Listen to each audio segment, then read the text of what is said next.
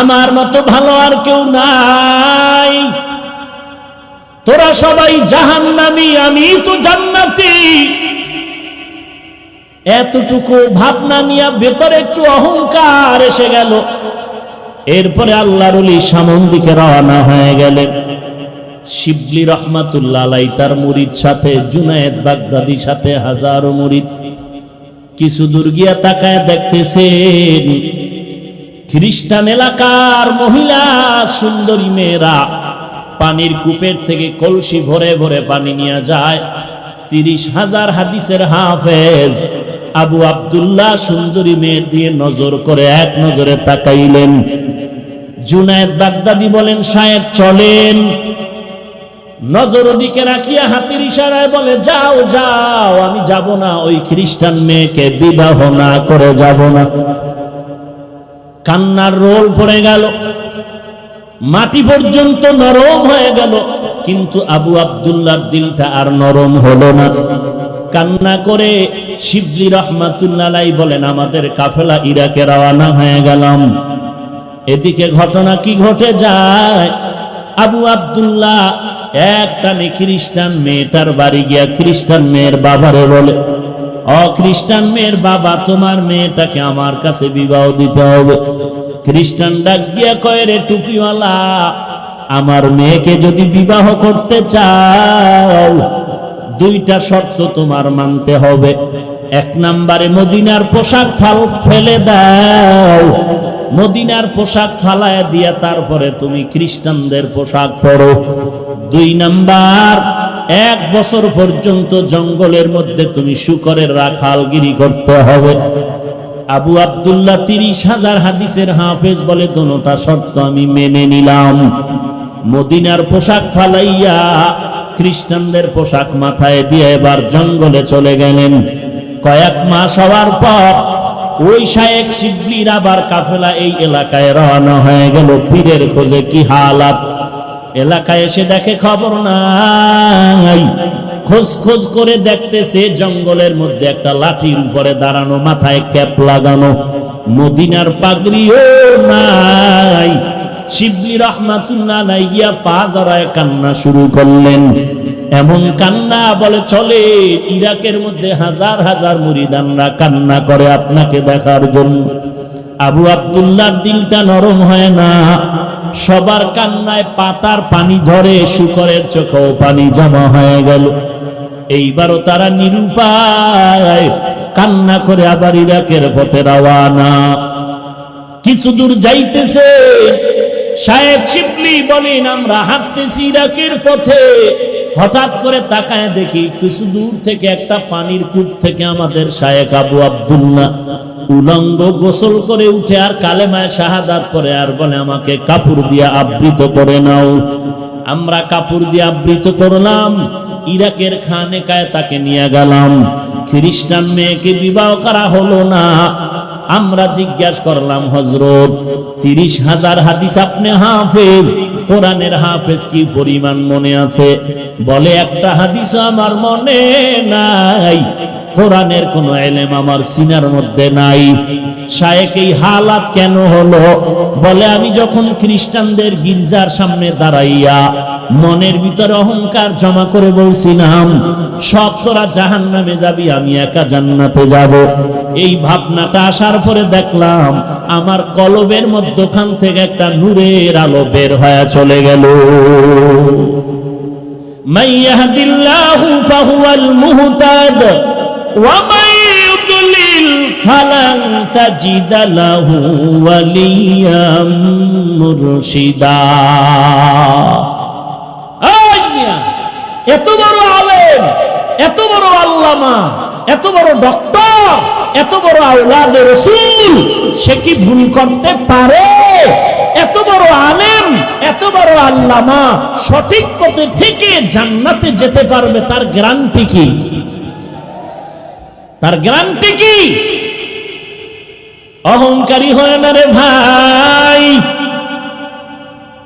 আমি যত বড় বক্তা হই না কেন, খোদার কসম, পটিয়া মাদ্রাসার বাণী মুফতি আজিজুল হক রহমাতুল্লাহ আলাইহি স্টেজে বসে যখন নাহমাদুহু বলে টান দিতেন, ময়দানের মধ্যে কিয়ামতের আলামত শুরু হয়ে যেত, কান্নার আওয়াজ। চরমনের জমিনে ঘুমন্ত সৈয়দ ফজলুল করিম, মাত্র ঘড়ি ধরা 40 মিনিটের বয়ান, সারা ময়দানের ভেতরে কান্নার আওয়াজ। আর আমি 3 ঘন্টা চিল্লাইল, নিজেরও কান্না নাই, উম্মতেরও কান্নার খবর নাই। ওরে আল্লাহর বান্দা, যত বড় মুহাদ্দিস, যত বড় মাওলানা, মুফতি আর খতিব দাবি করি না কেন, ভালো করে অন্তরকে থামায়া দাও। হাজী এমদাদুল্লাহ মুহাজিরে মক্কি এবং মুহাদ্দিস শাহ ওলিউল্লাহ মুহাদ্দিস দেহলভীর মতো কোনোদিন হওয়া যাবে না, কিন্তু তাদের কি হালাত! মরণ পর্যন্ত কান্নার উপরে ছিলেন, কবরে একা কেমনে থাকবো? আল্লাহর ভয় অন্তরে ঢুকাও। এজন্যই আমি বলেছি, আবারও বলছি, কথাটা মনে রাখো। কিয়ামত পর্যন্ত যত বয়ান হবে, মানুষ এই বয়ানের মধ্যে আমল করবে না যতক্ষণ পর্যন্ত আল্লাহর প্রতি আযাবের ভয় না আসবে। আর আল্লাহর আযাবের ভয় অন্তরে ততদিন পর্যন্ত আসবে না যতদিন পর্যন্ত বান্দা আল্লাহ ওয়ালার সোহবতে না যাবে। রশিদ আহমদ গঙ্গুহি রহমাতুল্লাহ আলাইহি এত বড় আলেম, তার কি দরকার ছিল কোরআন হাদিস পড়িয়াই তো মাওলারে পেয়ে যাইতে, কিন্তু আরেকজন আল্লাহওয়ালার পেছনে যাওয়ার কি প্রয়োজন?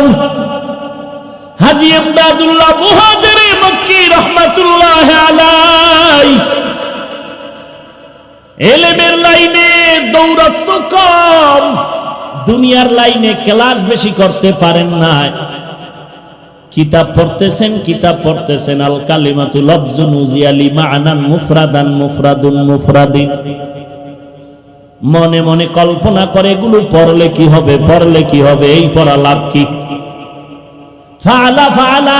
ফাআলু পড়ে কি লাভ? একজনে কয় এগুলো পড়লে তুই আবার আল্লাহর সাথে গভীর সম্পর্ক করতে পারবি। এগুলো আল্লাহর মারিফতের মাঝখানের বন্ধন। হাজী এমদাদুল্লাহ পাগল হয়ে গেলেন, আমার মাওলারে তো একটু চেনা দরকার, চিনি না, কোথায় আমার মালিক রে পাই? বলে এমনে এমনে পাবি না, যারা আল্লাহকে চিনে তাদের সংসর্গে যাও, সোহবতে যাও। এবার হাজী এমদাদুল্লাহ আল্লাহর দরবারে কান্না করেন, হে মালিক, তুমি তোমার একজন খাস বুজুর্গের সন্ধান আমাকে দাও, যার সোহবতে থাকলে আমি তোমার মারিফত অর্জন করতে পারি। হাজী এমদাদুল্লাহ আল্লাহর কাছে কান্না করেন, ও আল্লাহ, তুমি আমাকে হেদায়েতের জন্য একজন বুজুর্গের সন্ধান দিয়া দাও, তোমার একজন ওলির সন্ধান মিলায়া দাও। ঘুমের ঘরে ঠিকানা পেয়ে গেল, জানজানব জায়গার মধ্যে নূর মুহাম্মদ জানজা নবীর সন্ধান পেল।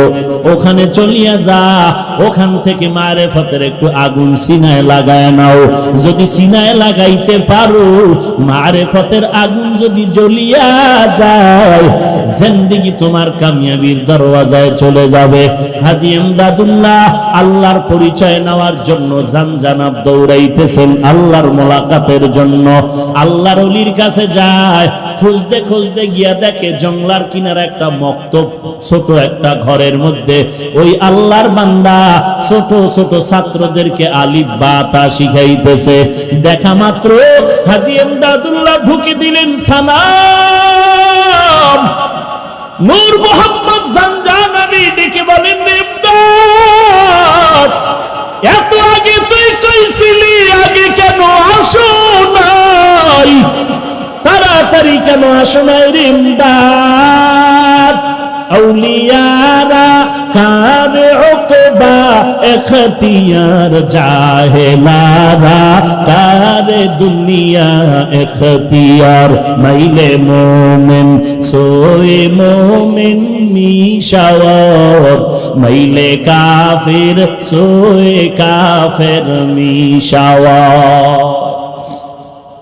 ভাইরা আমার, হাজী এমদাদুল্লাহ ওখানে বসলেন, কিন্তু মনে মনে একটি প্রশ্ন, আমি আল্লাহর কাছে দোয়া করলাম, আল্লাহ বড় বুজুর্গের সন্ধান দাও, কিন্তু পাইলাম মক্তবের হুজুর, চাইলাম বড় হুজুর, পাইলাম মক্তবের হুজুর।